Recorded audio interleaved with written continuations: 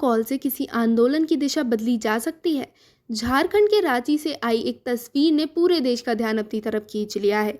छात्र नेता देवेंद्र नाथ महतो, जो कई दिनों से भर्ती परीक्षाओं में कथित गड़बड़ी और पेपर लीक के खिलाफ आंदोलन कर रहे हैं, उन्होंने अनिश्चितकालीन भूख हड़ताल शुरू कर दी थी। लेकिन जब उनकी तबीयत लगातार बिगड़ने लगी और डॉक्टरों ने चेतावनी दी कि अगर उन्होंने पानी नहीं पिया तो उन्हें अस्पताल में भर्ती कराना पड़ सकता है, तब एक ऐसा वीडियो कॉल हुआ जिसने पूरे आंदोलन की चर्चा को नई दिशा दे दी। इस वीडियो कॉल के दूसरी तरफ थे एनवायरमेंट एक्टिविस्ट सोनम वांगचुक। वांगचुक ने देवेंद्र महतो से कहा कि भूख हड़ताल करना एक बात है, लेकिन पानी भी छोड़ देना आत्महत्या जैसा कदम हो सकता है। उन्होंने समझाया कि आंदोलन लंबा चल सकता है, इसलिए शरीर को इतना कमज़ोर नहीं होने देना चाहिए कि लड़ाई बीच में ही ख़त्म हो जाए। वांगचुक की इस अपील के बाद देवेंद्र महतो ने वहां पर पानी पिया और बाद में मीडिया से कहा कि अब वह केवल पानी और नमक लेंगे, लेकिन जब तक सरकार उनकी बात नहीं सुनेगी तब तक अन्य ग्रहण नहीं करेंगे। अब सवाल ये है कि आखिर झारखंड में ऐसा क्या हो रहा है कि छात्र सड़कों पर उतरने को मजबूर हो गए हैं। दरअसल पिछले कई दिनों से हजारों छात्र और नौकरी की तैयारी कर रहे स्टूडेंट झारखंड लोक सेवा आयोग यानी जेपीएससी और झारखंड स्टाफ सिलेक्शन कमीशन यानी जेएसएससी की परीक्षाओं में कथित गड़बड़ी और पेपर लीक के आरोप को लेकर प्रदर्शन कर रहे हैं। प्रदर्शनकारियों का आरोप है कि भर्ती परीक्षाओं में लंबे समय से गड़बड़ी हो रही है और इस पूरे मामले की जांच राज्य की सीआईडी नहीं बल्कि सीबीआई से करवाई जानी चाहिए ताकि निष्पक्ष जांच हो सके।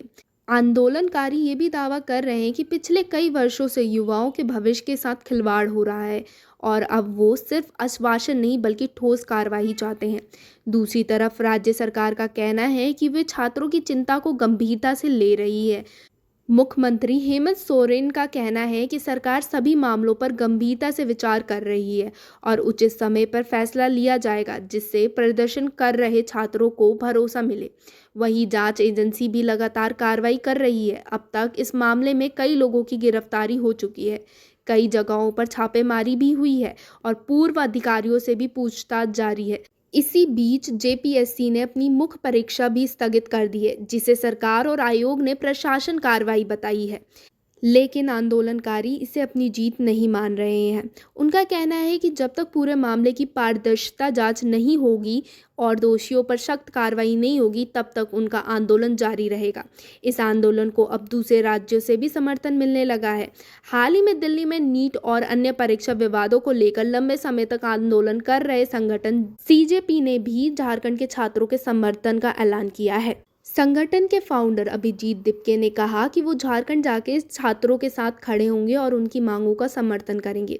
ऐसे में ये आंदोलन अब केवल झारखंड तक सीमित नहीं रह गया, राष्ट्रीय स्तर पर चर्चा का विषय बनता दिखाई दे रहा है। सबसे मज़ेदार बात यह है कि इस पूरे घटनाक्रम में सोशल मीडिया की भी बड़ी भूमिका देखने को मिल रही है। देवेंद्र महतो और सोनम वांगचुक के वीडियो कॉल का वीडियो तेजी से वायरल हो रहा है। कई इसे एक जिम्मेदारी सलाह बता रहे हैं तो कई इस आंदोलन को नई ऊर्जा देने वाला पल कह रहे हैं। हालांकि अलग अलग लोगों की अलग अलग राय हो सकती है, लेकिन एक बात साफ है कि देश में भर्ती परीक्षाओं की पारदर्शिता और युवाओं के भविष्य को लेकर सवाल लगातार उठ रहे हैं।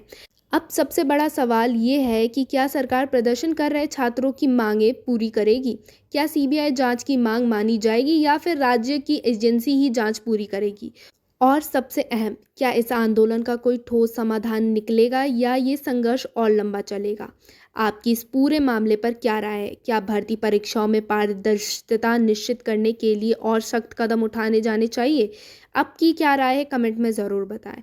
और अगर आपको ये वीडियो पसंद आई हो तो वीडियो को लाइक, शेयर और चैनल को सब्सक्राइब करना ना भूलें।